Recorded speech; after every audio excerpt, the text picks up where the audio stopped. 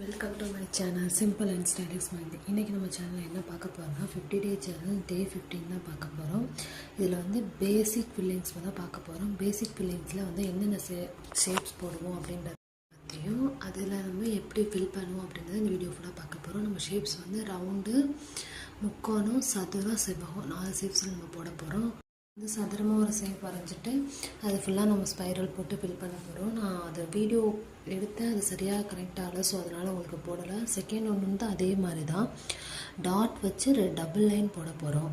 வந்து நம்ம வட்டம் தான் வரைய போகிறோம். ரவுண்ட் போட்டுட்டு அந்த ரவுண்டுக்குள்ளேயும் வந்து சின்ன சின்ன ரவுண்டு வந்து போட்டு அந்த ரவுண்டை வந்து ஃபில் பண்ண போகிறோம். ஃபஸ்ட் லேயர் ரவுண்டை வந்து ஃபுல்லாக ஃபில் பண்ணிடுவோம்.